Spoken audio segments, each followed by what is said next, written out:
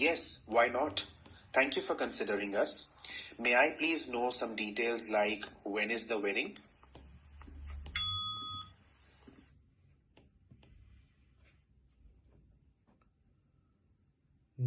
Bansari.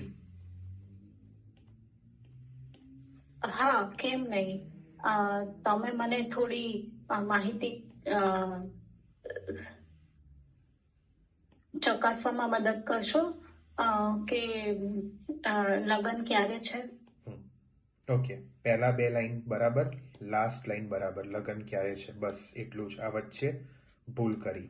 Okay, હવે પહેલી વસ્તુ તમે કદાચ નોટિસ કર્યું હોય તો કે બેલ સાઉન્ડ પડ્યા પછી બી મેં વેડિંગ વર્ડ લખ્યો છે.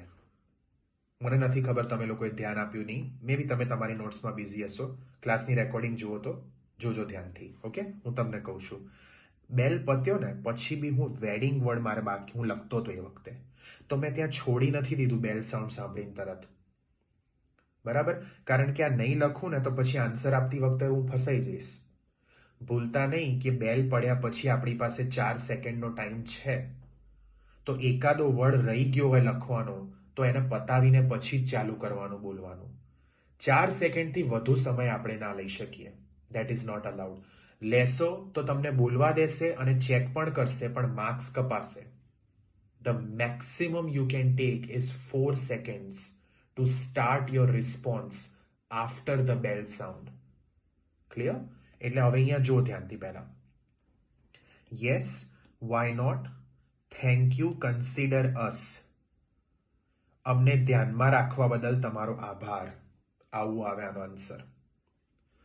Please no details like when wedding.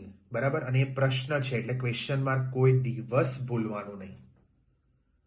હું અમુક માહિતીઓ જાણી શકું છું, કાં તો તમે કૃપા કરીને મને અમુક માહિતીઓ જણાવશો, જેમ કે લગ્ન ક્યારે છે. બરાબર, તો અહીંયા કીવર્ડ શું છે કે પ્લીઝ, જણાવો, નો, ડિટેલ્સ, માહિતી. બરાબર, શું માહિતી જાણવી છે ભાઈ?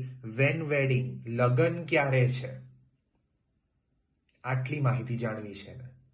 ક્લિયર?